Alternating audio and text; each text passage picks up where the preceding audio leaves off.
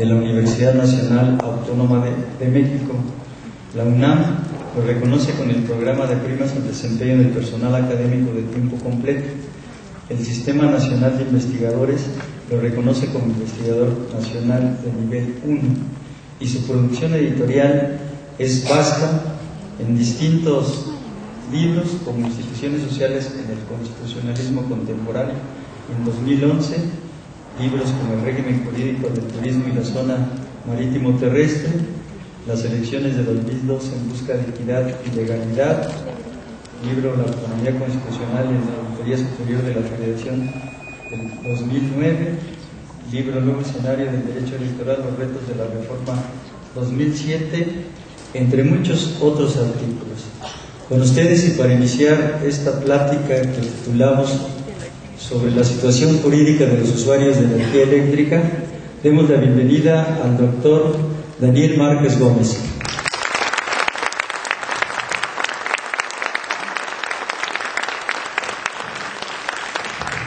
Bien, también con nosotros, además de encontrarse el compañero prosecretario de sucursales, el compañero Juan Luis González Vargas,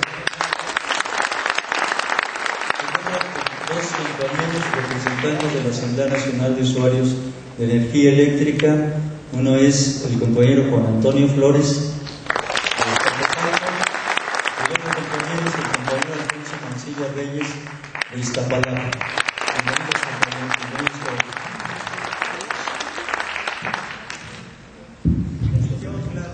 Y Chío.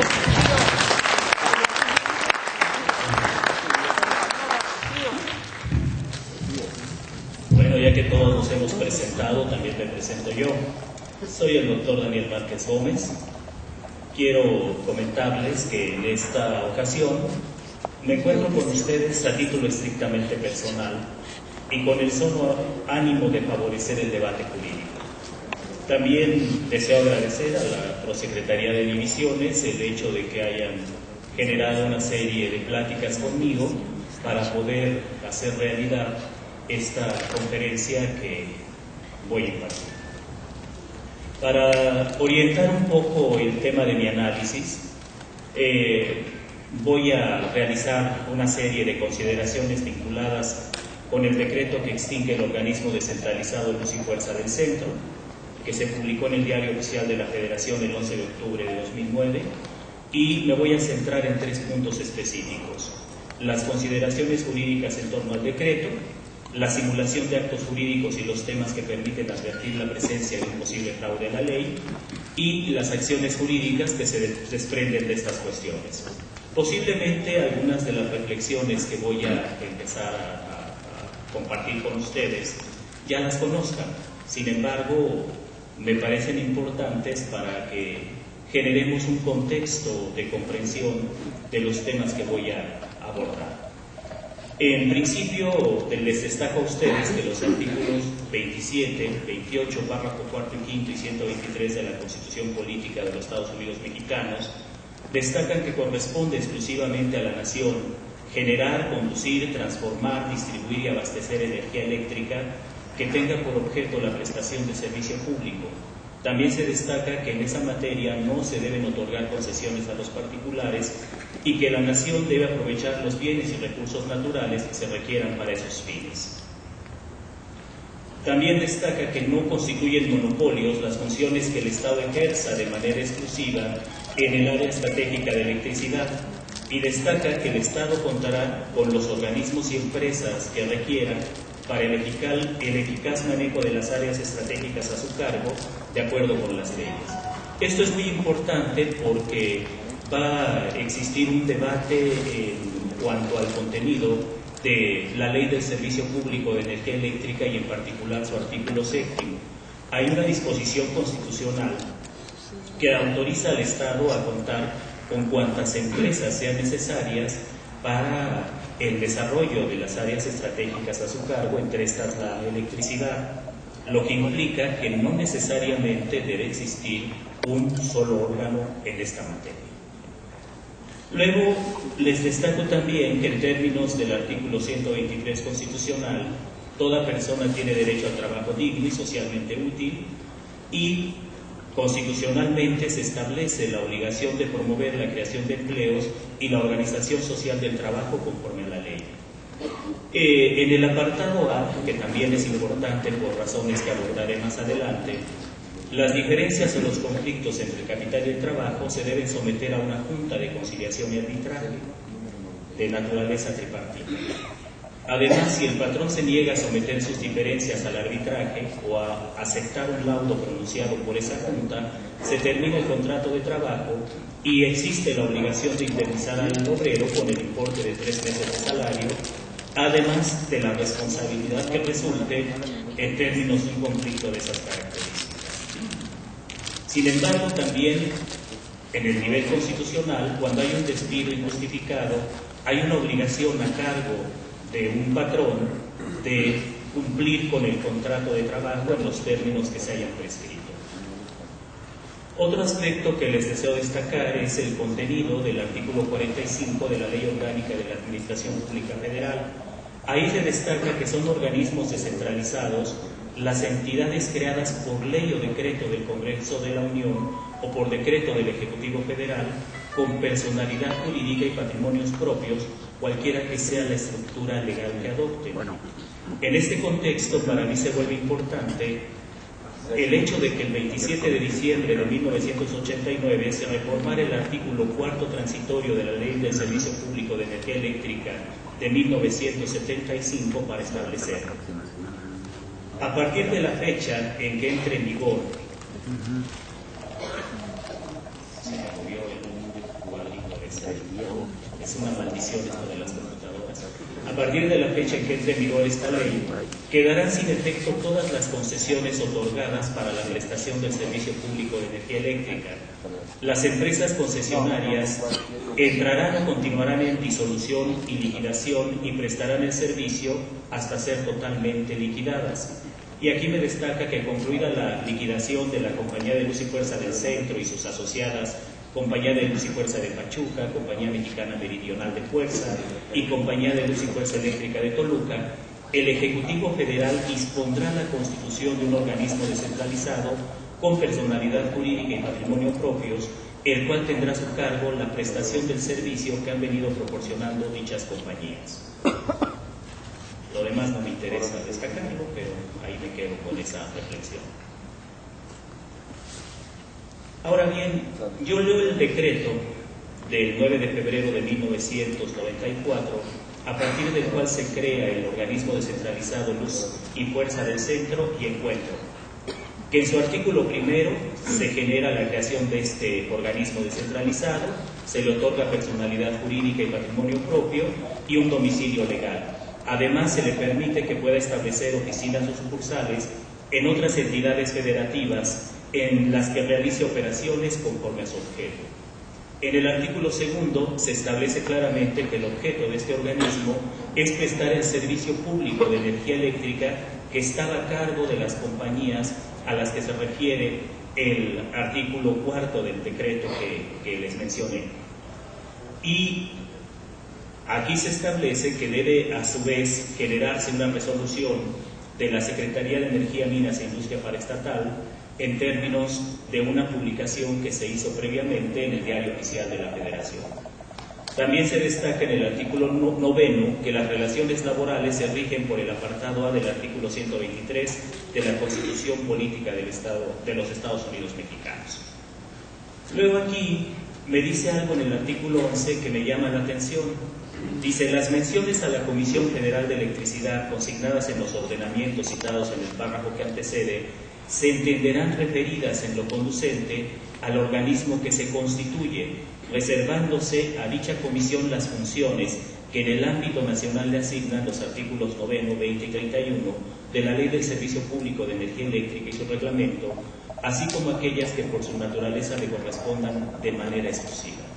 Si yo entiendo bien el contenido de este artículo 11, uno de los aspectos interesantes es que para efectos prácticos, Luz y Fuerza del Centro se constituyó ni más ni menos en la zona centro del país, en la Comisión Federal de Electricidad. Otras cuestiones que me llaman la atención son dos transitorios. El segundo, en donde se alude al saneamiento financiero del organismo y se destaca que este saneamiento financiero debe hacerse en términos del decreto de presupuesto de egresos de la Federación para el ejercicio fiscal 1994 y la Ley Federal de Entidades Paraestatales. Y también el tercero transitorio, en donde se prescribe que se aplicarán en sus términos los convenios de 14 de febrero de 1898 y de 1 de febrero de 1994, celebrados entre las compañías liquidadas y el Sindicato Mexicano de Electricistas. Este es el diseño institucional que tiene Luz y Fuerza del Centro. Ahora bien, en términos del decreto de 1994 que estamos glosando, en los artículos 5, 9 y 20, 31 de la Ley del Servicio Público de Energía Eléctrica se establecen las actividades que son reservadas a la Comisión Federal de Electricidad en la zona centro. A mí me llama la atención que en el quinto, por ejemplo, se obliga a la Secretaría de Energía a dictar, acatando la Política Nacional de Energéticos, las disposiciones relacionadas con el Servicio Público de Energía Eléctrica, que deberá cumplir la Comisión Federal de Electricidad y las personas físicas o morales que concurran al proceso productivo. Destaco también que la Comisión Federal de Electricidad tiene por objeto, y aquí vienen varias fracciones, de ellas solo me interesa prestar el servicio público de energía eléctrica en términos del artículo 4 y conforme a lo dispuesto en el artículo 5, que más adelante voy a analizar en el contexto, y que desde este punto de vista puede realizar o efectuar los actos y celebrar los contratos que sean necesarios para el cumplimiento de su objeto. Del 20 destaco que las obras e instalaciones eléctricas necesarias para la prestación del servicio público se sujetan a las especificaciones que expida la Comisión Federal de Electricidad y que corresponden en 31 a la Secretaría de Hacienda y Crédito Público fijar las tarifas. Ahora, para efectos de la exposición quiero destacar dos eventos que son para mí muy claros. El organismo descentralizado Luz y Fuerza del Centro fue creado por el Congreso de la Unión, como se desprende del artículo 4 transitorio mencionado, que prescribe: el Ejecutivo Federal dispondrá la constitución de un organismo descentralizado con personalidad jurídica y patrimonio propios, el cual tendrá a su cargo la prestación del servicio público de energía eléctrica. Eso lo dejo ahí muy claro. Lo anterior significa que el Congreso de la Unión, a través de la Ley de Servicio Público de Energía Eléctrica, uno de sus transitorios, que también es ley, ordenó al Ejecutivo Federal la creación de este organismo descentralizado.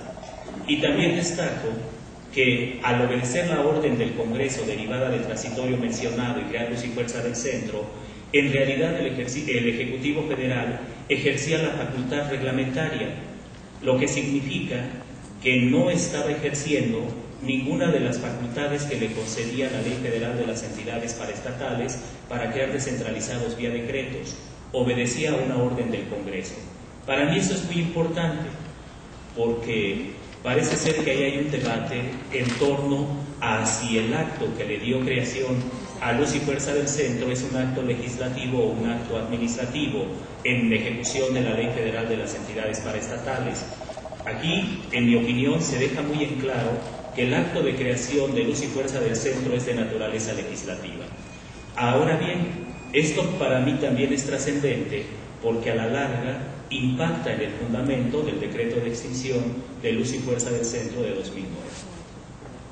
Para apoyar esta posición, para si existe algún escéptico entre nosotros, destaco una jurisprudencia desafortunadamente aislada que se genera en el año de 2013. En esta jurisprudencia se hace un exégesis del artículo 27 constitucional. Se dice que corresponde exclusivamente a la nación generar, conducir, transformar, distribuir y abastecer energía eléctrica que tenga por objeto la prestación del servicio público, y se destaca que para cumplir esa función el gobierno federal creó, según se aprecia del artículo 7º de la Ley del Servicio Público de Energía Eléctrica, el organismo denominado Comisión Federal de Electricidad, cuyas funciones se encuentran descritas en el artículo 9 de la citada ley. Luego me dicen que una de esas funciones es la de suministrar energía eléctrica a los gobernados. Escuchen esto porque se vuelve interesantísimo. a través del organismo descentralizado denominado Luz y Fuerza del Centro. Con lo cual hay una relación, hay una vinculación entre estos dos organismos. Pero además me dicen otra cosa. Me dicen que para llevar a cabo esta actividad, Luz y Fuerza del Centro celebra contratos con los particulares, contratos que se rigen por lo dispuesto en el artículo 30 de la citada Ley del Servicio Público de Energía Eléctrica. Y me sostienen además en este criterio jurisprudencial, que no es jurisprudencia todavía, que en ese tipo de relaciones contractuales el Estado obra en calidad de proveedor y los ciudadanos de usuarios. Y me dicen que el artículo 75, fracción quinta del Código de Comercio, refuta actos de comercio a los celebrados por empresas de abastecimientos y suministros. De aquí concluyen que el acto de suministro de energía eléctrica que lleva a cabo Luz y Fuerza del Centro es un acto de comercio y que por ende las controversias que se susciten entre esta y los gobernados por el cobro indebido en el suministro de energía eléctrica quedan sujetas a las leyes mercantiles, por lo que la vía ordinaria mercantil es la procedente. Aquí destaco para plantear las controversias vinculadas con esa clase de conflictos. Sin embargo, este criterio legal, no generó jurisprudencia, pero en él se advertía de manera clara que Luz y Fuerza del Centro era una instancia que cumplía con el contenido del artículo 7º de la Ley del Servicio Público de Energía Eléctrica, que además era concreción del mismo y que actuaba como coadyuvante de la Comisión Federal de Electricidad en el suministro de energía eléctrica en la zona centro. Ahora bien, continuando con la exposición, les destaco que en términos del decreto mencionado, la venta del suministro de energía eléctrica no era función exclusiva de la Comisión Federal de Electricidad, porque esto de una exégesis que se hace del contenido del propio decreto y del artículo 30 de la Ley del Servicio Público de Energía Eléctrica. Por lo que al no ser considerado exclusivo de la Comisión Federal de Electricidad la venta de energía eléctrica, era inconfuso o evidente que la podían realizar cualquier organismo facultado, en el caso concreto, Luz y Fuerza del Centro. Ahora bien, del contenido de estos instrumentos jurídicos, yo puedo extraer las siguientes consideraciones que podrían orientar o normar un debate. A. La nación tiene la exclusividad para generar, conducir, transformar, distribuir y abastecer energía eléctrica para la prestación de servicios del servicio público. La electricidad se considera área estratégica del Estado, por lo que la exclusividad que se ejerce en el sector no se considera monopolio. Además, el Estado puede contar con los organismos y empresas necesarias para prestar el servicio público de suministro de energía eléctrica. Existe en el nivel constitucional un derecho al trabajo digno y socialmente útil, lo que obliga al Estado a promover la creación de empleos y la organización social del trabajo.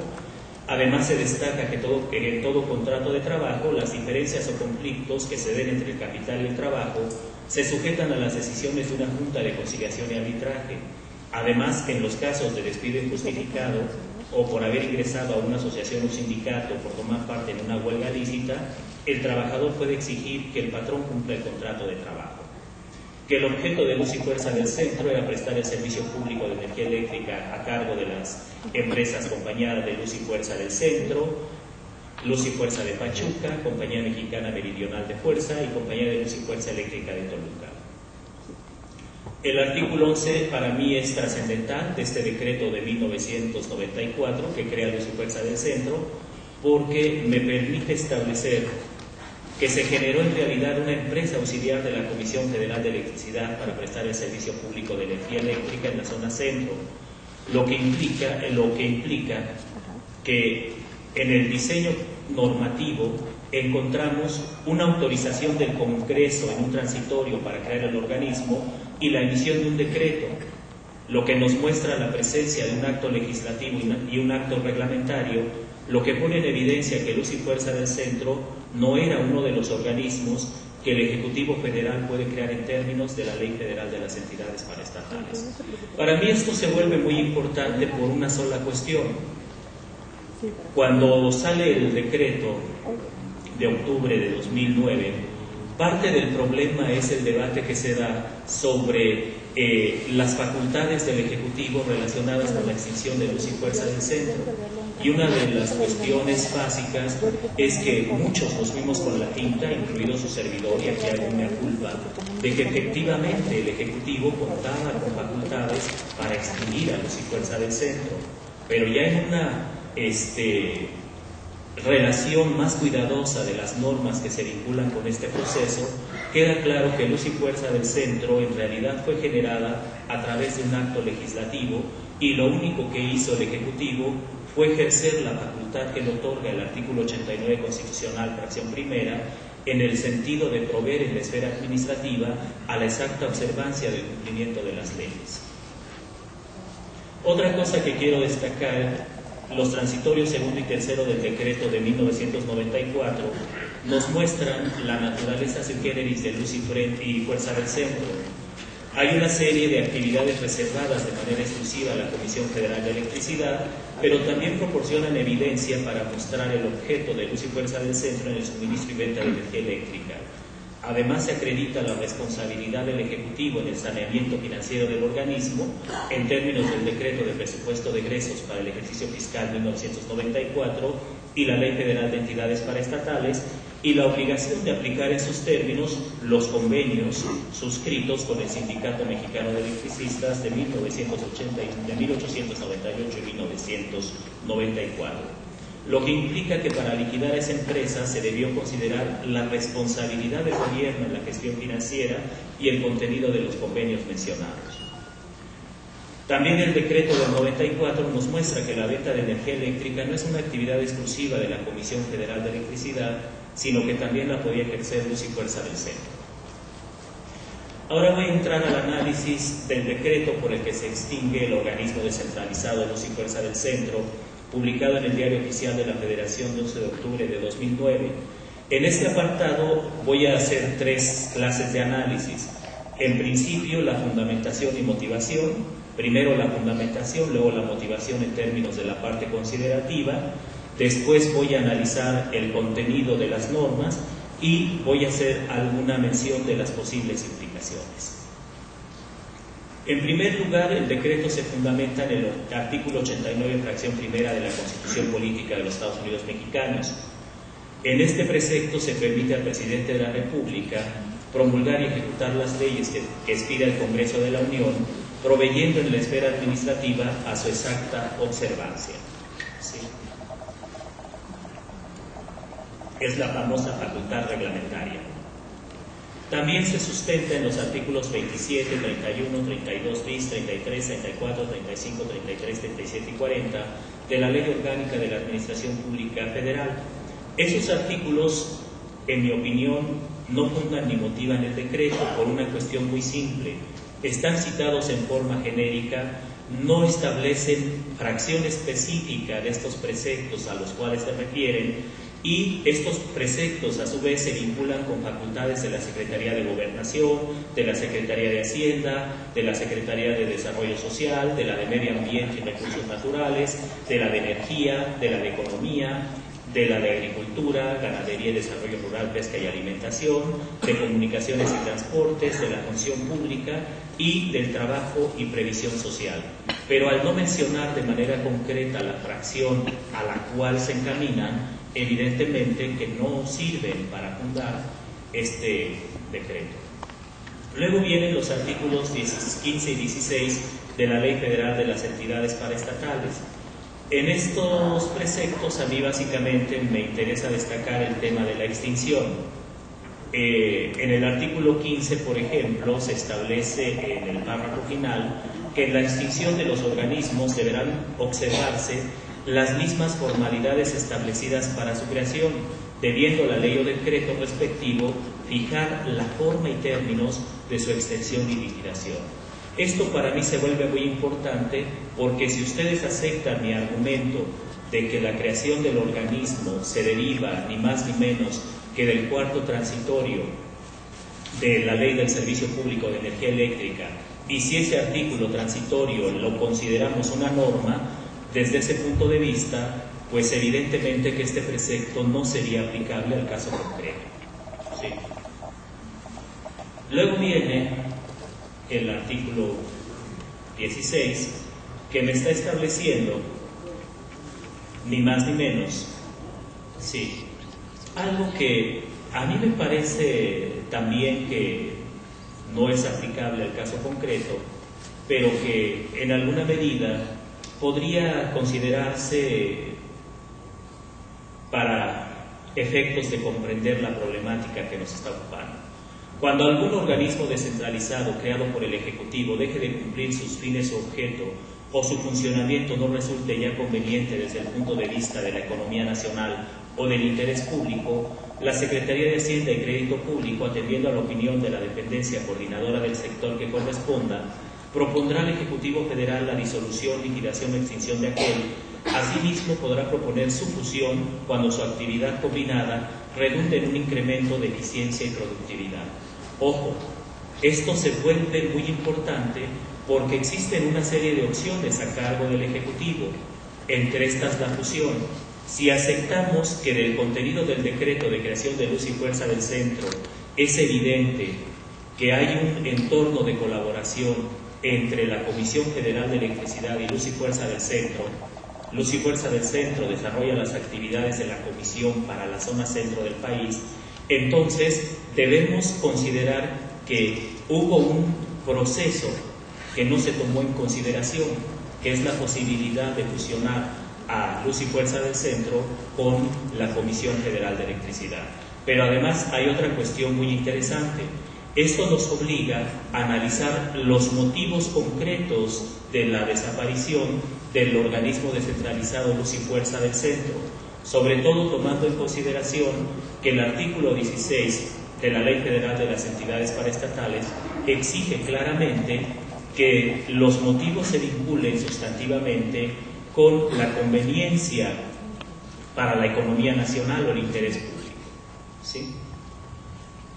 Bueno, yo ya asenté como un primer argumento que en mi opinión, ¿sí?, estos dos preceptos no son aplicables al caso concreto. ¿Sí? Luego tenemos los artículos 1, 2, 4, 6, 7 y 8 de la Ley del Servicio Público de Energía Eléctrica. En mi opinión, estos preceptos tampoco cumplen con el requisito sustancial de fundar y motivar el decreto de extinción de Luz y Fuerza del Centro. Veo aquí, por ejemplo, el 7º, que dice que la prestación del servicio público de energía eléctrica que corresponde a la Nación estará a cargo de la Comisión Federal de Electricidad, la cual asumirá la responsabilidad de realizar todas las actividades que se refiere el artículo 4. Sin embargo, el decreto de creación de Luz y Fuerza del Centro, si ustedes estuvieron atentos a la argumentación que hice, constituye una excepción a este artículo 7.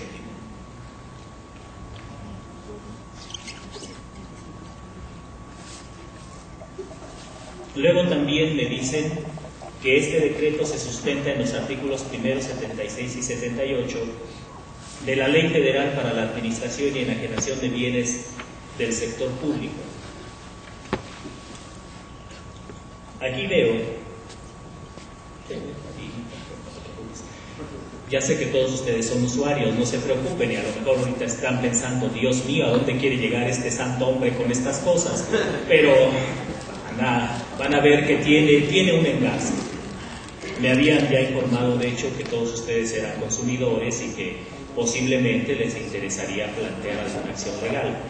De hecho, ya dimos algún pequeño eje de orientación, pero vamos a hacerlo con más amplitud cuando entremos al análisis del contrato de suministro. Pero sí me interesa, desde este momento, asentar la legalidad del acto de extinción de Luz y Fuerza del Centro, porque a la larga sería uno de los argumentos sustanciales que ustedes tendrían que enarbolar ante cualquier tribunal en caso de que decidieran ejercer una acción legal. ¿Sí? Bueno, entonces, esta ley me dice que su objeto es regular la administración y destino por parte del Servicio de Administración y Enajenación de Bienes de los bienes siguientes, y aquí me destaca en un parrafito muy oscuro de la fracción 8, los que constituyan el patrimonio de las entidades paraestatales. Sin embargo, tengo un problema con esta ley para que pueda ser aplicable a la extinción de luz y fuerza del centro. Me dice que los bienes a que se refiere este artículo deberán ser transferidos al SAE cuando así lo determinen las leyes o cuando así lo ordenen las autoridades judiciales. Y yo no sé de ninguna ley, ¿sí?, o de ninguna decisión judicial que haya ordenado que los bienes de luz y fuerza del centro se trasladen al Servicio de Administración y Enajenación de Bienes. Entonces, en mi opinión, al no estar cumplidos estos requisitos de procedibilidad, tampoco esa ley sería aplicable. Por último, me lo sustentan en el artículo 4, fracción segunda del Decreto de Presupuesto de Egresos de la Federación para el ejercicio fiscal 2009. Pues ese artículo 4, segunda, solo me dice: el capítulo específico que incorpora las erogaciones correspondientes a los decretos obligatorios se incluye en el anexo 2 de este decreto. Para mí esto es muy importante porque me muestra que el decreto carece de fundamentación legal, ¿sí? Y este podría ser un argumento sustancial que ustedes podrían enarbolar al momento de iniciar cualquier acción legal. Ahora bien, del análisis de este decreto yo desprendo estas consideraciones. Con excepción del contenido del artículo 89, fracción primera de la Constitución Política de los Estados Unidos Mexicanos, los demás preceptos no fundan ni motivan el decreto de extinción de luz y fuerza del centro por las siguientes consideraciones. La mención a diversos preceptos de la Ley Orgánica de la Administración Pública Federal solo se refieren a la competencia de diversas dependencias del Ejecutivo Federal y no al acto concreto de extinción del descentralizado. Los artículos 15 y 16 de la Ley Federal de las Entidades Paraestatales se refieren a la extinción de los organismos descentralizados creados por el gobierno. Sin embargo, luz y fuerza del centro tiene su base jurídica en el artículo 4 transitorio de la Ley del Servicio Público de Energía Eléctrica de 1975, reformado el 27 de diciembre de 1989.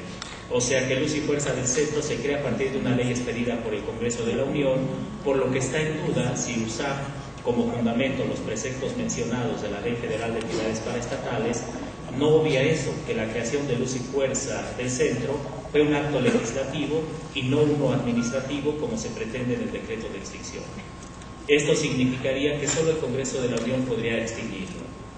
Tampoco sería aplicable la Ley del Servicio Público de Energía Eléctrica, porque en términos del 11 párrafo segundo del decreto de creación de luz y fuerza del centro, se infiere que ese organismo pues no es o no forma parte de los organismos que tiene autorización a crear el Ejecutivo Federal. La intervención del Servicio de Administración y Enajenación de Bienes tampoco es jurídicamente sostenible, porque en términos del artículo primero de la Ley Federal para la Administración y Enajenación de Bienes del Sector Público, solo existen dos mecanismos para que ese descentralizado pueda intervenir: cuando así lo determinen las leyes o cuando así lo ordenen las autoridades judiciales. Bueno, el decreto de presupuesto de egresos de la Federación tampoco era aplicable, y lo anterior, en mi opinión, pone en evidencia que el acto administrativo expedido por el Presidente de la República, decreto por el que se extingue el organismo descentralizado Luz y Fuerza del Centro, carece de fundamentación y motivación. Además, invade la esfera de competencia del Congreso de la Unión y como acto administrativo incumple con el contenido del artículo 3º, fracción quinta de la Ley Federal de Procedimiento Administrativo. En este sentido, es un acto viciado de nulidad en términos del contenido del artículo 6º de la referida ley. De la parte considerativa voy a destacar solo unos puntos. Aquí, en la parte considerativa del decreto de extinción, me dicen que uno de los objetivos de la nacionalización de la industria eléctrica fue consolidar en una sola empresa la prestación del servicio público de energía eléctrica. Acabamos de ver en términos del decreto de creación de Luz y Fuerza del Centro que es una mentira, ¿sí? Me dicen que la Ley del Servicio Público de Energía Eléctrica reiteró la fórmula constitucional y estableció expresamente que la prestación del servicio público de energía eléctrica corresponde a la Nación y que estaría a cargo de la Comisión Federal de Electricidad. Esto es parcialmente cierto, sí, efectivamente, en el caso de que La prestación del servicio público de energía eléctrica corresponde a la Nación, no en el caso de la exclusividad de la Comisión Federal de Electricidad en materia de suministro. ¿Sí? Me dicen que en detrimento de lo dispuesto por la ley... Ay, esta cosa. ¿Qué hizo? Perdón. Bueno, me dicen que en detrimento de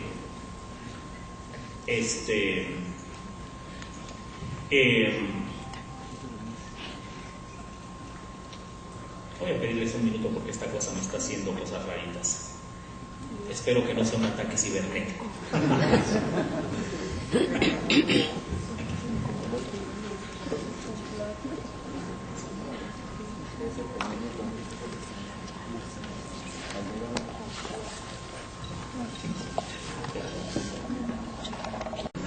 Podemos empezar a dibujar un escenario que sería muy funcional para ustedes.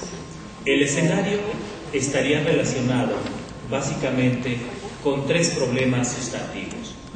En primer lugar, la presencia de un acto de autoridad que incumple con los requisitos mínimos para conformarse precisamente en un acto jurídico válido. La segunda, la presencia de una serie de fundamentos y argumentos que no abonan en nada a la efectiva generación de un acto de autoridad que cumpla con los estándares mínimos que deben cumplir los actos administrativos en el régimen jurídico mexicano.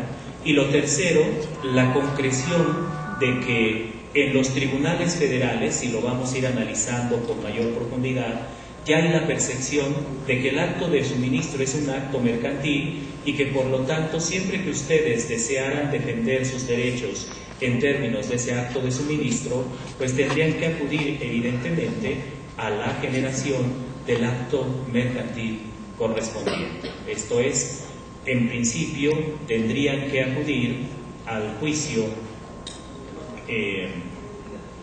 ordinario mercantil. ¿Sí?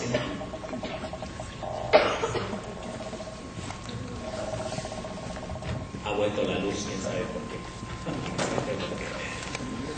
Sí.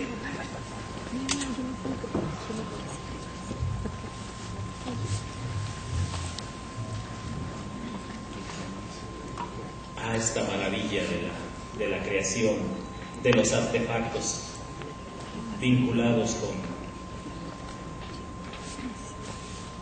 la cadena. Seguimos entonces.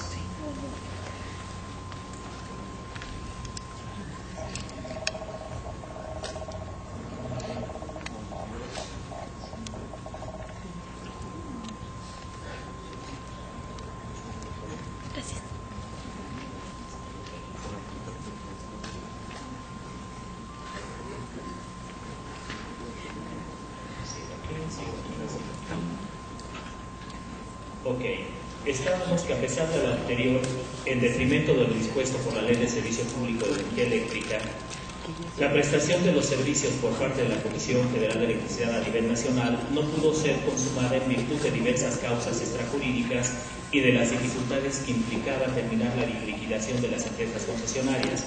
Esto también es una mentira. Las empresas concesionarias ya habían sido liquidadas y en su lugar se había creado Luz y Fuerza del Centro.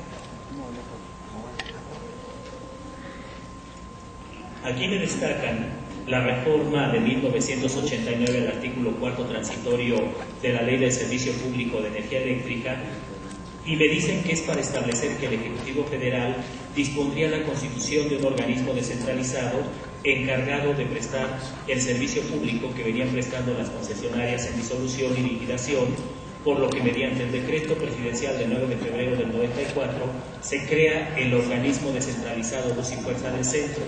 Esto, insisto, es cierto parcialmente. Para mí el organismo se crea en el cuarto transitorio, no en el decreto del Ejecutivo. El decreto del Ejecutivo lo que hace es darle concreción. Luego me empiezan a decir que el organismo descentralizado no ha cesado de recibir transferencias presupuestarias cuantiosas, que los costos de Luz y Fuerza del Centro se duplican a sus ingresos por ventas, que el organismo registra un pasivo laboral de 240.000 millones de pesos, que los resultados que ha reportado Luz y Fuerza del Centro son notablemente inferiores respecto de empresas o organismos que prestan el mismo servicio a nivel internacional. Además, me destacan, entre otras razones, el porcentaje de pérdidas totales de energía de Luz y Fuerza del Centro consideran que es excesivo y superior en casi 3 veces al que presenta la Comisión Federal de Electricidad, ¿sí? Luego me dicen que en 2008 Luz y Fuerza del Centro perdió 32.5% de la energía que compra y genera para vender. Me dicen que los costos unitarios de las obras que ejecuta Luz y Fuerza del Centro son 176% superiores respecto de los costos de la Comisión Federal de Electricidad. Me dicen que Luz y Fuerza del Centro no atendió solicitudes de prestación de servicio, que según ellos representan el doble de la demanda de Acapulco. Y me dicen que no ha logrado alcanzar la autosuficiencia financiera. Lo anterior me lo dibujan como un problema de eficiencia. Sin embargo, yo diría que la motivación no corresponde con los preceptos jurídicos invocados, que además se centra en argumentos emotivos relacionados con el organismo descentralizado Luz y Fuerza del Centro, como todas las conductas que ya mencioné, y a partir de ahí les puedo decir que, desde mi opinión, esa motivación es inadecuada porque olvida algunas cosas que son muy importantes. En primer lugar, que la Secretaría de Energía y la Comisión Federal de Electricidad ejercen una serie de actividades exclusivas en la materia, entre los que se comprende la planeación del Sistema Eléctrico Nacional, ¿sí? Por lo que el decreto de extinción de Luz y Fuerza del Centro ignora que la responsabilidad de la planeación, generación, conducción, transformación, distribución y venta de energía eléctrica y la realización de obras eran responsabilidad de la Secretaría de Energía y de la Comisión Federal de Electricidad. A mí me llama la atención entonces que en el decreto se imputen esas conductas a Luz y Fuerza del Centro.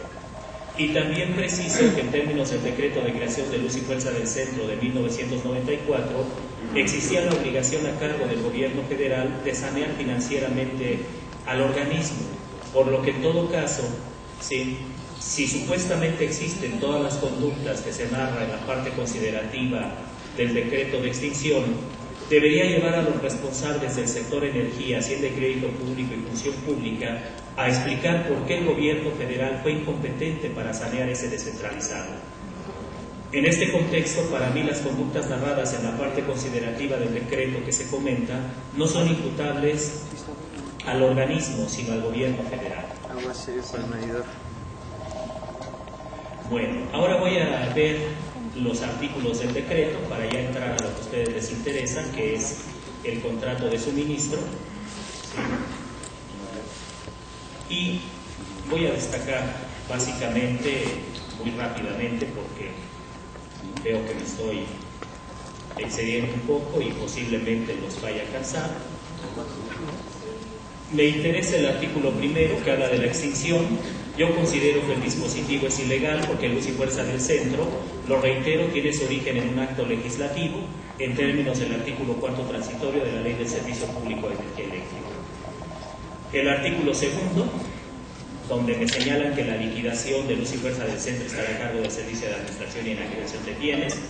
Yo digo que esa intervención es ilegal porque no existe ley ni acto jurisdiccional que lo autorice y porque el Servicio de Administración y Enajenación de Bienes carece de facultades para ejercer los actos relacionados con la prestación del servicio público de energía eléctrica.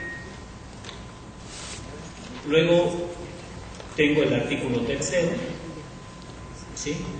También lo considero ilegal porque las bases de extinción que aquí se destacan que debe expedir la Secretaría de Energía deben ser en un sentido anteriores al acto, ¿sí?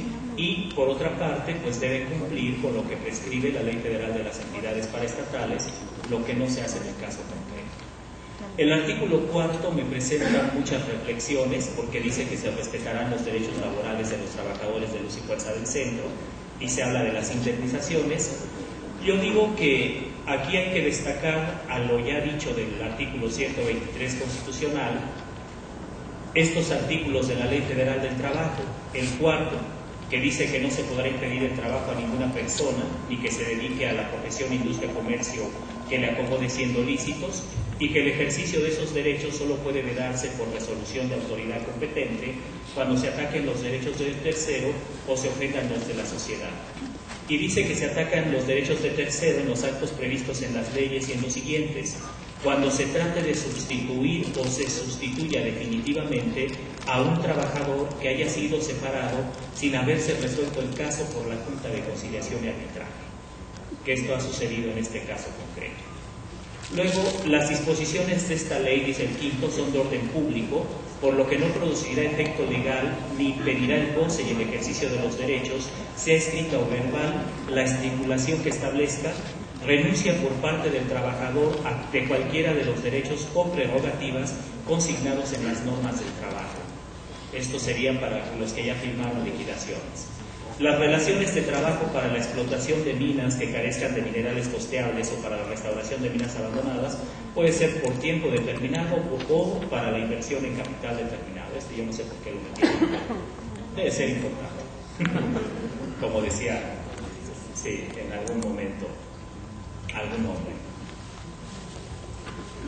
Esta máquina conspira en contra mía, no desea que ustedes estén enterados. A cada rato se me está moviendo. Bueno, eso lo dejé ahí. El 41 me interesa. La sustitución de patrón no afectará las relaciones de trabajo de la empresa o establecimiento. El patrón sustituido será solidariamente responsable con el nuevo de las obligaciones, de las relaciones de trabajo y de las nacidas en la fecha de sustitución hasta el término de 6 meses, concluido este, sustituirá únicamente la responsabilidad del nuevo patrón. El término de 6 meses a que se refiere el párrafo anterior se cuenta a partir de la fecha en que se hubiese dado aviso de la sustitución al sindicato. El 48 me dice que el trabajador podrá solicitar ante la Junta de Conciliación y Arbitraje a su elección que se le reinstale en el trabajo que desempeñaba o que se le indemnice. Entonces aquí yo reflexiono que en realidad no se respetaron los derechos de los trabajadores, porque solo se les da la opción de liquidación, lo que en mi opinión equivale a un despido injustificado. Pero hay algo más y esto debe quedar muy claro. Para mí, luz y fuerza del centro en los hechos, en términos del decreto de creación, era Comisión Federal de Electricidad. ¿Sí? Me brinco ya todo lo demás. Así, podríamos afirmar que en este decreto de extinción de luz y fuerza del centro existen actos jurídicos simulados. Para clarificar lo anterior, primero citaremos el contenido de diversos preceptos del Código Civil Federal y después explicaremos la simulación. De la simulación de actos jurídicos, el artículo 2180 destaca que es simulado el acto en que las partes declaran o confiesan falsamente lo que en realidad no ha pasado o no se ha convenido entre ellas. La simulación es absoluta, dice el 2181, cuando el acto simulado nada tiene de real. Es relativa cuando un acto jurídico se le da una falsa apariencia que oculta su verdadero carácter.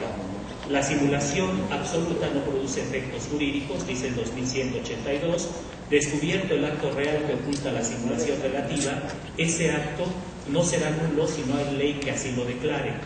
El 2183 prescribe que pueden pedir la nulidad de los actos simulados los terceros perjudicados por la simulación, esa sería una acción legal que ustedes como consumidores tienen, o el Ministerio Público cuando ésta se cometió en transgresión de la ley o en perjuicio de la hacienda pública. ¿Sí? Aquí evidentemente la simulación se está realizando en perjuicio de la ley. El artículo 2184 dice: luego que se anule un acto simulado, se restituirá la cosa o derecho a quien pertenezca con sus frutos e intereses, si los hubiere, pero si la cosa o derecho ha pasado a título oneroso a un tercero de buena fe, no habrá lugar a la restitución. ¿Sí? La simulación entonces, en mi opinión, consiste en que se genera un acto administrativo en donde en realidad se debe realizar un acto legislativo, se extingue un descentralizado que en realidad actuaba en nombre de otro, se extingue luz y fuerza del centro, considerándolo como descentralizado autónomo, cuando en términos del decreto de creación constituía en rigor estricto a la Comisión Federal de Electricidad en la zona centro, ¿sí? Lo que era compatible con la Ley del Servicio Público de Energía Eléctrica. Se da intervención a un organismo descentralizado, el Servicio de Administración y de Enajenación, sin reparar que en términos legales solo puede actuar cuando lo autoriza la ley o un juez, y en el caso concreto no se menciona la ley o acto jurisdiccional que autoriza al SAE a intervenir en la liquidación de luz y fuerza del centro. También se viola el artículo 7º de la Ley del Servicio Público de Energía Eléctrica, porque en términos del artículo 2 del decreto se da competencia al SAE para intervenir en materia de servicio público de energía eléctrica, lo que vulnera la supuesta exclusividad legal de la Comisión Federal de Electricidad. La intervención de la Comisión Federal de Electricidad en este asunto es oscura, por no decir ilegal, porque a pesar del contenido del artículo 7º de la Ley de Servicio Público de Energía Eléctrica, ¿sí?, este debe analizarse a la luz del artículo 4º transitorio de esa ley y del decreto de creación de luz y fuerza del centro de 1994. Por último, quedan pendientes los derechos y obligaciones a cargo de los suministrados en los contratos de suministro de energía eléctrica, porque la fórmula, el Servicio de Administración y Enajenación de Bienes tomará de inmediato las medidas necesarias para que los bienes del organismo que se extingue, que estén afectos a la prestación del servicio público de energía eléctrica en el área geográfica en la que hasta antes de la expedición del presente decreto venía prestando la luz y fuerza del centro, así como los demás que sean necesarios para dicho servicio, sean utilizados para tal fin conforme a lo dispuesto en la Ley del Servicio Público de Energía Eléctrica, nos muestra tres problemas que en mi opinión son fuertes. En primer lugar, que subsiste la necesidad del servicio. En segundo lugar, que no se tomaron en consideración los derechos que tienen quienes suscribieron un contrato con luz y fuerza del centro. Y en tercer lugar, me deja muy en claro el entorno de la simulación de los actos jurídicos. ¿Sí? Esto me lleva a mí a afirmar que se refleja la idea que vengo exponiendo, en el sentido que el decreto de extinción de luz y fuerza del centro de 2009 tiene vicios, ¿sí?, jurídicos que lo afectan de nulidad. Entro ahora en la solicitud de suministro de energía eléctrica, ¿sí?, porque esto ya se vincula directamente con los derechos de ustedes. Para mí no existe duda que aquí estamos presentes ante un efectivo contrato de suministro en términos de la fórmula que se incorpora a esta solicitud de suministro de energía eléctrica. Se dice: al quedar conectado el servicio, el presente documento constituirá el contrato de suministro del mismo, obligándose las partes a observarlo aquí estipulado y lo previsto en la Ley del Servicio Público de Energía Eléctrica, su régimen, las tarifas y demás disposiciones aplicables. La tesis jurisprudencial que les leí al principio me lleva a una necesidad: hacer con ustedes una reflexión en términos del contenido del Código de Comercio. El artículo 1 me dice que los actos comerciales solo se rigen por lo dispuesto en ese código y las leyes mercantiles aplicables. El artículo 2 me destaca que a falta de disposiciones de ese ordenamiento y las leyes mercantiles son aplicables a los actos de comercio las de derecho común contenidas en el Código Civil aplicable en materia federal. El artículo 75 me dice que la ley refuta actos de comercio, en su fracción quinta, las empresas de establecimientos y suministros.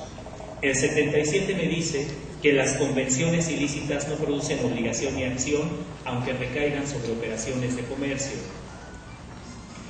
El 78 destaca que en las convenciones mercantiles cada uno se obliga en la manera y términos que aparezca que quiso obligarse, sin que la validez del acto comercial dependa de la observancia de formalidades o requisitos determinados.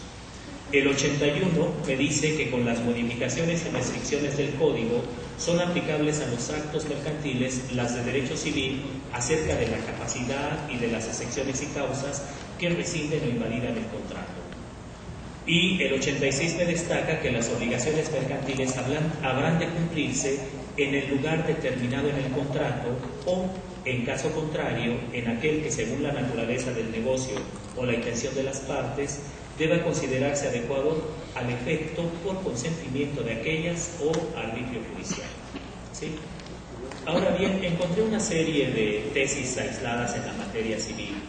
Esta es de un Tribunal Colegiado en Materia Civil del Sexto Circuito, el segundo que dice: el contrato de suministro es un acto de comercio, pues se encuadra en la hipótesis prevista en la fracción quinta del artículo 75 del Código de Comercio, y por ende que los derechos y obligaciones generados por dicho contrato son de naturaleza comercial, más no civil, y que atento al numeral 1049 del aludido ordenamiento legal, son juicios mercantiles los que tienen por objeto ventilar y decidir una controversia derivada de un acto de comercio. Así concluye que es un concurso que la vía procedente para dirimir un conflicto derivado de un contrato de suministro no es la civil, sino la mercantil. ¿Sí? Aquí me dicen que la Comisión Federal de Electricidad, esta es una emanada del Cuarto Tribunal Colegiado del 21º Circuito, me dicen que la Comisión Federal de Electricidad tiene encomendado el aprovechamiento de los recursos naturales que se requieren para la generación, conducción, transformación, distribución y abastecimiento de ese fluido, o sea, energía eléctrica, mismo que brinda al público usuario mediante la celebración del respectivo contrato de suministro. Y como ese es un acto de comercio en términos del artículo 75, fracción quinta del Código de Comercio, la citada paraestatal aplica a los usuarios las tarifas que le autoriza la Secretaría de Hacienda y Crédito Público. Y me dicen que cuando el usuario intenta demandar el cumplimiento del contrato respectivo, lo debe hacer en la vía mercantil por tratarse de un acto de comercio. Tengo esta otra, que deriva del 14º Tribunal Colegiado de Circuito, el cuarto circuito, y me dice que al celebrar con los usuarios un contrato, la Comisión Federal de Electricidad actúa como particular, por lo que el cobro del servicio de energía eléctrica no es más que el ejercicio de un derecho derivado de tal contrato y no un acto de autoridad. Entonces, para cerrar esta parte del argumento, les digo que lo anterior faculta a los titulares de los contratos de suministro para acudir a la vía legal adecuada, en el caso de la vía ordinaria mercantil, para exigir el cumplimiento del contrato de suministro mencionado. Sin embargo, hay dos cuestiones que en mi opinión nos problematizan. La primera es que se desconoce el carácter de autoridad administrativa del organismo descentralizado Comisión Federal de Electricidad. Esto en atención a que el artículo 1 de la Ley Federal de Procedimiento Administrativo destaca: el presente ordenamiento también se aplicará a los organismos descentralizados de la Administración Pública Federal Paraestatal respecto a sus actos de autoridad, a los servicios que el Estado preste de manera exclusiva y a los contratos que los particulares solo puedan celebrar con él mismo. ¿Sí? Esto me lleva a un problema que es clásico de mi área de especialidad. Yo soy especialista en Derecho Administrativo. En mi área de especialidad entendemos que hay dos contratos administrativos por excelencia: el contrato de obra pública y el contrato de suministro. ¿Sí? Y aquí habría algo muy interesante, porque si nos encontramos en el contexto de un servicio público, los actos vinculados a este se rigen por lo que la doctrina llama un régimen exorbitante de derecho privado, o sea, por un régimen de derecho público, para decirlo en mejor español, y esto implicaría que las vías administrativas también deberían estar expeditas para que ustedes pudieran ejercer acciones legales. ¿Sí? Luego, entonces, otro de los problemas que se me presentan es que se está llevando a los consumidores de energía eléctrica al campo de las relaciones salvajes que están vinculadas con el derecho dispositivo. Desde este punto de vista, sí, yo advierto que habría que considerar el contenido de los artículos 1, párrafo final, 3, fracción primera y 45 de la Ley Orgánica de la Administración Pública Federal, en donde se ubican a los organismos descentralizados como parte de la Administración Pública Federal, o sea, como entidades que ejercen funciones públicas. También, en mi opinión, se olvida que la parte débil de la relación son los consumidores, ¿sí? Que en derecho los consumidores no son comerciantes, aunque realicen un acto mercantil. En este sentido, los particulares también deberían estar autorizados a acudir a la legislación civil común. Para esto ya destacamos algunas frases del Código Civil Federal, para ejercer sus derechos frente a la Comisión Federal de Electricidad. Estoy pensando en acciones legales como la lesión, por ejemplo. ¿Sí? Y destaco que en los hechos se está generando un régimen legal privilegiado para la Comisión Federal de Electricidad en detrimento de los destinatarios del servicio público de suministro de energía eléctrica, y para apoyar este argumento traigo otras jurisprudencias que se vienen generando, una muy reciente de 2011, ¿sí?, que me dice algo que a mí me causa un poco de horror, porque pues emana de nuestro más alto tribunal. El aviso recibo por concepto de suministro de energía eléctrica, inclusive cuando contenga una advertencia del corte del servicio, no constituye acto de autoridad, toda vez que su origen se encuentra en un acuerdo de voluntades a través del cual el prestador del servicio, la Comisión Federal de Electricidad, y el usuario adquieren derechos y obligaciones recíprocos, y la relación jurídica que surja entre ellos no corresponde a la autoridad y gobernado de suprasubordinación, sino a una relación de coordinación entre ambos. En esta jurisprudencia que en derechos humanos son norma interna en el país y que los jueces tienen la obligación de estar a esos tratados internacionales.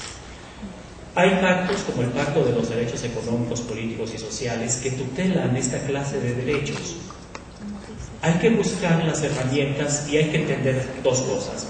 Sus argumentos primero deben llevarlos a tribunales mexicanos. Esto es muy importante para agotar las vías de derecho interno. Una vez que agoten las vías de derecho interno, hay que ir a los organismos supranacionales, a la Convención, a la ONU, a donde ustedes crean conveniente. Hay que agotarlo todo. Si se van a defender, parte importante es aprovechar las tecnologías conceptuales, léase las leyes, que el Estado pone a su disposición. La Constitución es una de ellas. Hay que usarla. Una Constitución, para ser un instrumento que se viva, debe usarse por sus destinatarios, los gobernados. Si no la usan, se pierde. ¿Sí? La persona que tiene el problema de la suegra que le obligaron a firmar un convenio, hay que decirle que para la existencia de un convenio se requiere objeto y consentimiento. Si la suegra no dio el consentimiento y la amenazaron para firmar ese convenio, no existe, pero hay que acudir a tribunales para hacerlo valer. Ahora, aquí me voy a referir al problema del costo económico. Yo no vengo a vender nada, estoy aquí en términos estrictamente personales. Cuando los compañeros que me fueron a visitar me preguntaron, oiga, ¿usted no los llevaría? ¿Usted podría? Yo les dije, no. Yo trabajo en el Instituto de Investigaciones Jurídicas, soy investigador titular de tiempo completo. No tengo tiempo para eso. Pero se les dijo a ellos que podrían generar una organización con apoyo del Sindicato Mexicano de Electricistas, podrían generar una organización de todos ustedes los consumidores y generar quizás unos despachos jurídicos gratuitos, de bajo costo. Yo exageraba, pensaba que iban a hacer 200,000 demandas, veo que con trabajos llegaríamos a las 150 si me sustento en lo que estamos aquí, en los que estamos aquí. Pero yo creo que para un despacho, un cobro mínimo podría ser atractivo, con buenos argumentos, con buenas ideas y con un buen seguimiento. Y a lo mejor podrían lograr lo que desean. La organización en esta clase de problemas es muy importante. Si alguien ya trajo aquí el tema de las acciones colectivas, pues también se puede traer el tema de la organización de despachos jurídicos populares y a partir de ahí que estos generen las acciones legales correspondientes. Y bueno, yo contesto todo, les agradezco la atención y desafortunadamente el deber me espera. Muchas gracias a todos ustedes. Bueno, les pediría que me permitieran, por favor, el doctor Daniel nos va a seguir asesorando en esta cuestión. No tenemos ningún inconveniente de que si las dudas o preguntas que se puedan todavía vertir en este foro nos las hagan llegar por escrito. Nosotros continuaremos con estas reuniones con el doctor para poder buscar la mejor solución y alternativa. Si nos permite, a nombre del sindicato, le vamos a entregar al doctor un reconocimiento. Bien, compañeros, miren, tenemos un reconocimiento para el doctor que dice así: el Sindicato Mexicano de Electricistas otorga el presente reconocimiento al doctor Daniel Márquez Gómez, investigador del Instituto de Investigaciones Jurídicas de la Universidad Nacional Autónoma de México, por su valiosa participación en la conferencia Situación Jurídica de los Usuarios, México DF, junio de 2012, y lo firma el compañero Martín Esparza Flores, secretario general.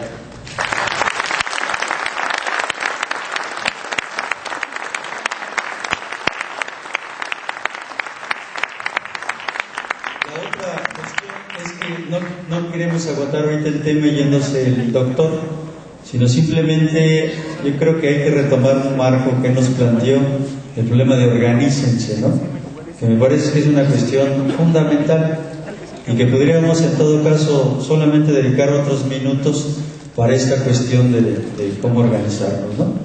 Entonces, no habiendo otra cuestión, si es con el doctor, está el compañero Melquiades, perdón. Yo no quisiera que nos apuntáramos muchos, porque ese sí se tiene que retirar. A ver, Melquiades, por favor.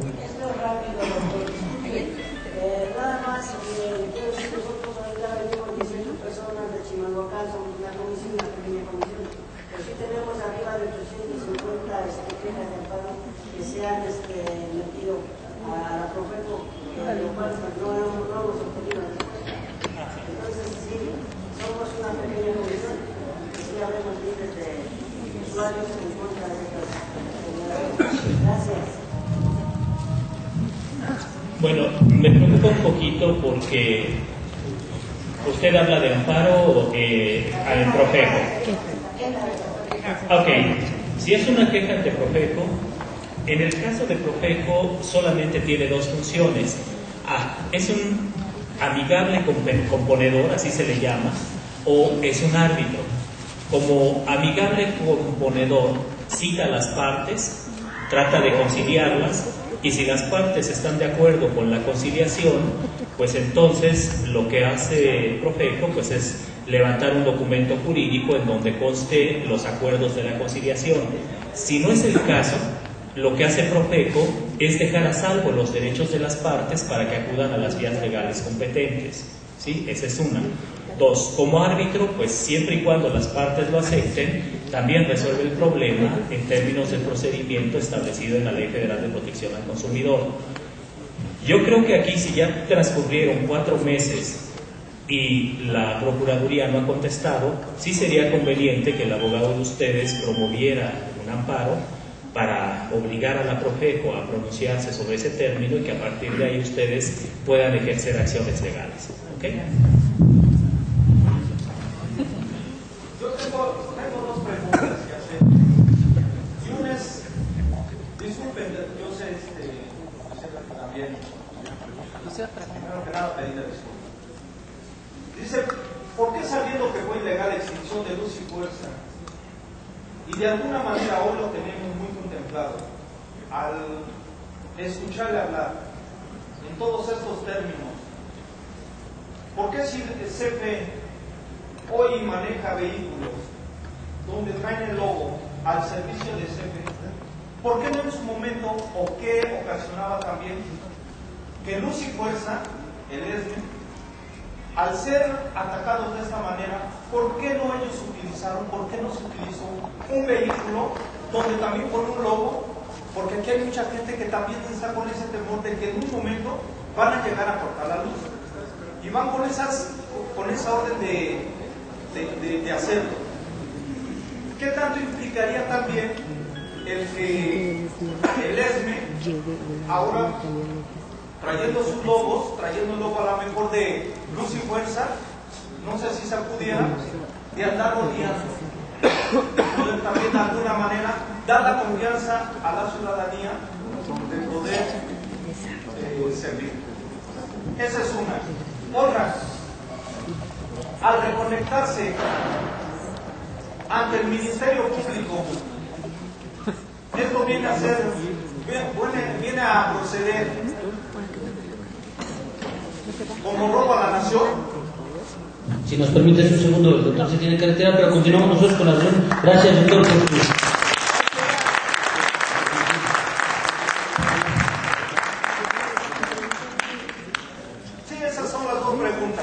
Porque de alguna manera pues hay ese temor, ¿no? La primera pregunta es el temor porque pues, ya sabemos que fue hecho en mala forma. ¿Qué ocasionaron? ¿Se podía o no se podía? Primero, poderle comentar el hecho de restablecer el servicio público, los servicios domésticos, no implica algo ilícito, porque nosotros tenemos un contrato firmado con Luz y Fuerza del Centro.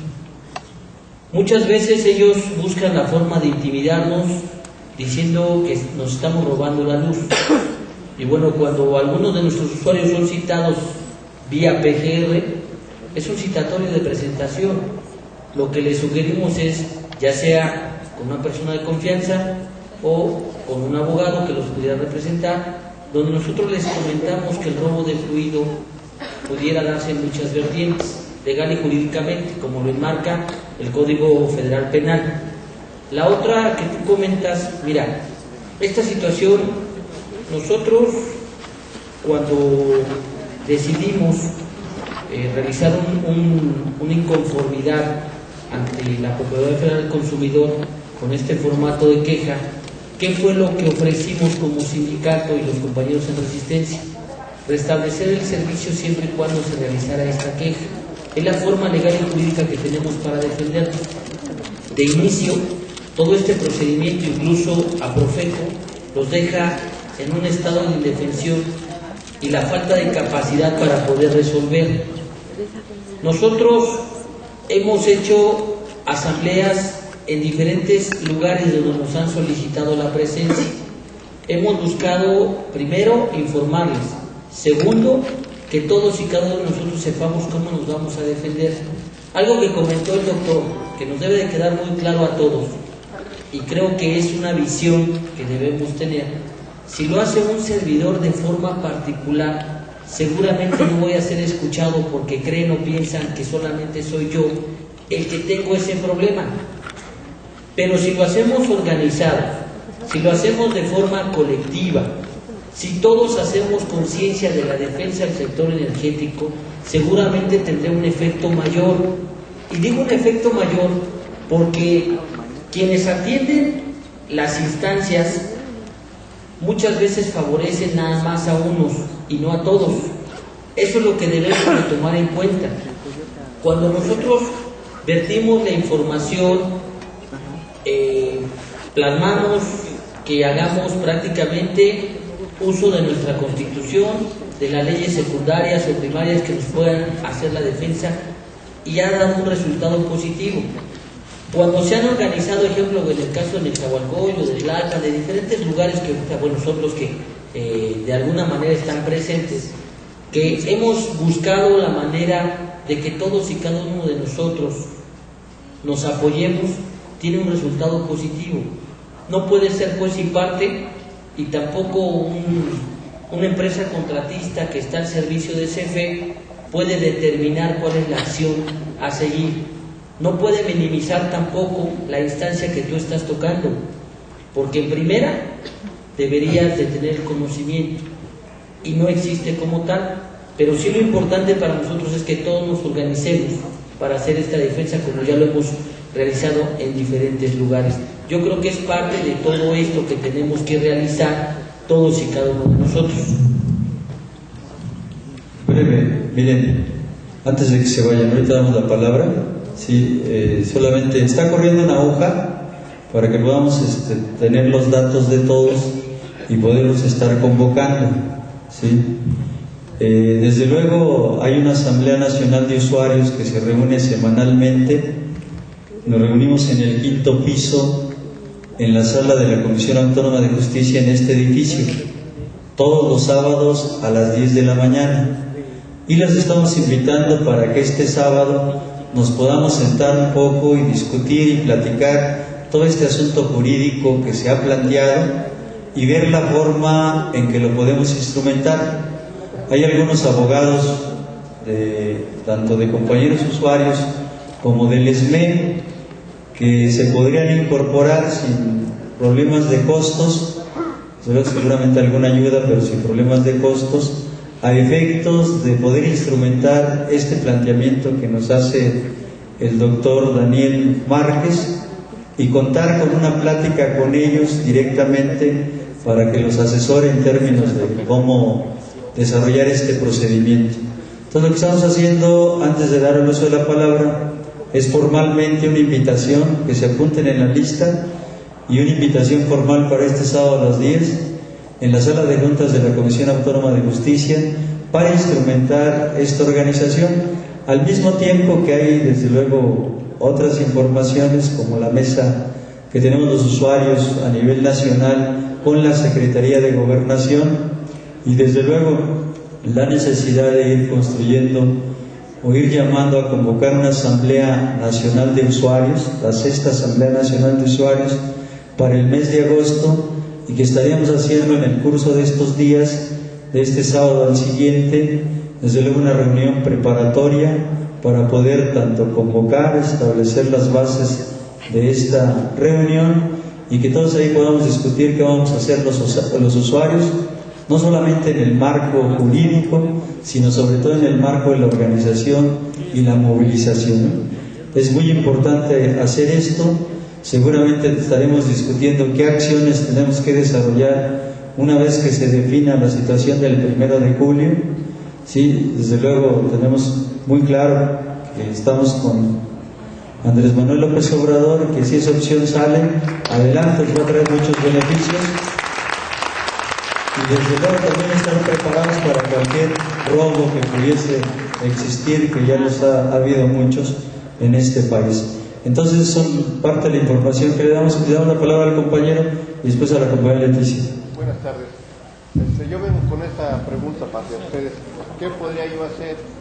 Ya traigo mi hoja de que la queja ante Profeco, ya traigo el sello de Profeco, pero me fueron a cortar la luz. Yo les argumenté, aquí tengo mis papeles con el sello de Profeco, que no nos interesa nada. Esos papeles no sirven para nada, venimos a cortarle y le vamos a cortar. Entonces llamé a una patrulla y le dije que me querían cortar la luz estando yo en proceso de amparo. Dijeron los oficiales, es que ellos están haciendo su trabajo.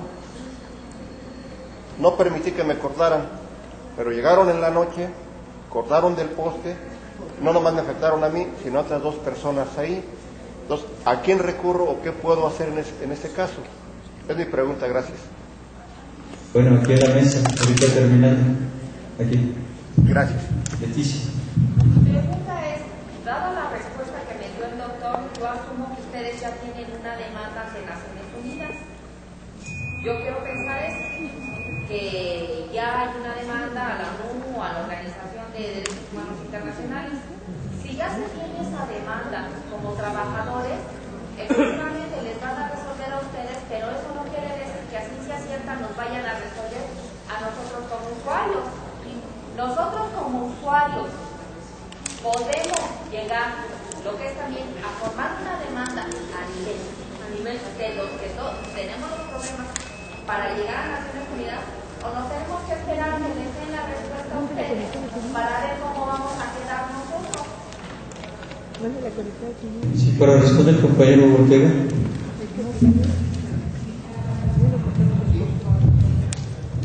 Más que para responder, yo creo que debemos de poner la atención en el planteamiento que nos hace el doctor. Independientemente del problema laboral que nosotros estamos enfrentando y las demandas ante la OIT y demás, que también las hemos presentado en la materia de derechos humanos nosotros como trabajadores, eso es independiente de las acciones que llevamos como usuarios de la energía eléctrica. Hemos estado ahorita llevando adelante la queja ante Profeco, de acuerdo con lo que establece la Ley General de Protección del Consumidor. Pero de la lectura que yo saco de la exposición que nos acaban de dar, es que debemos de evolucionar ya de lo que fue la queja. La queja ya cumplió lo que tenía que cumplir. Nos sirvió de alguna forma para sustentar la posibilidad de que ante el corte podernos nosotros reconectar de alguna forma teniendo la queja de Profeco. Pero ya cumplió su expectativa. Profeco no nos va a resolver. Creo que eso ya nos queda a todos claro, que no nos va a resolver Profeco el problema que estamos atravesando, tanto en la prestación del servicio como en el cobro del mismo.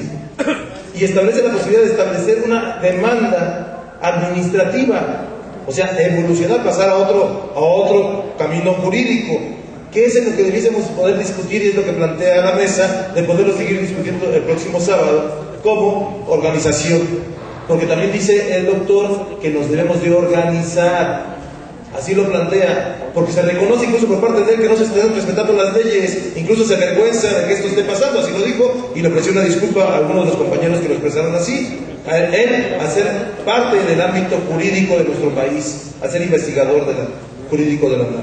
Entonces lo que debemos empezar a discutir, creo yo, es cómo vamos a hacer para poder establecer estas demandas, ya sea de forma colectiva o de forma individual.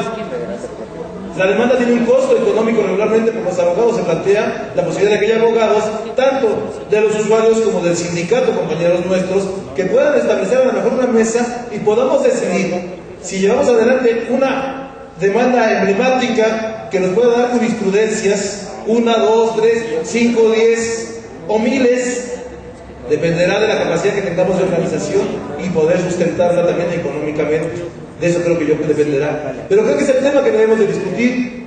Ese camino administrativo, pero también el camino por los derechos humanos basados en las modificaciones que existieron en la ley del pasado 10 de junio y en las cuestiones que establecían también de los bienes y servicios como un derecho humano.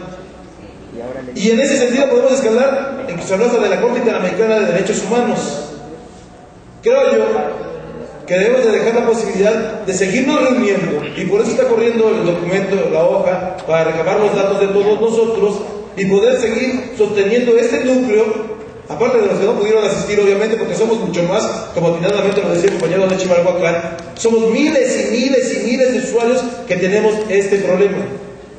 Y que en el caso particular de la zona centro, podemos establecer las demandas basados en el contrato que tenemos con Luz y Fuerza del centro.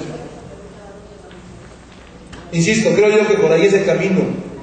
¿Cómo lo vamos a decidir? Lo vamos a decidir juntos, no lo va a decidir el SME. Si algo planteado el sindicato es que no va a ser la voluntad del sindicato, sino que vamos a hacer compartidamente el problema, lo vamos a abordar usuarios y nosotros con la experiencia que pudiésemos tener, pero también la Asamblea Nacional de Usuarios tiene la posibilidad de tomar sus propias decisiones, independientemente de las decisiones laborales que nosotros estamos enfrentando o que estemos tomando. Por ahí, insisto, creo que es el camino que hoy en día nos deja la ponencia del doctor, que hay otros caminos que abordar y que debemos de avanzar. La caca de Profeco ya nos dio lo que nos tenía que dar, no nos dio gran cosa, la verdad, nomás nos dio la posibilidad de organizarnos, hay que reconocer para lo que sirvió. Nos sirvió encontrarnos con usuarios, nos sirvió la posibilidad de aglutinar gente en asambleas para poder tener el sustento de que con la organización del sindicato y con la organización local que se está haciendo, pudiésemos estarnos defendiendo ante Profeco. A final de cuentas, lo que yo saco es que las leyes no nos van a respetar y requerimos organizarnos, ser fuertes juntos de forma regional y de forma municipal, estatal y nacional, y en ese sentido poder seguir obligando al gobierno a que nos respete nuestros derechos. Gracias. El compañero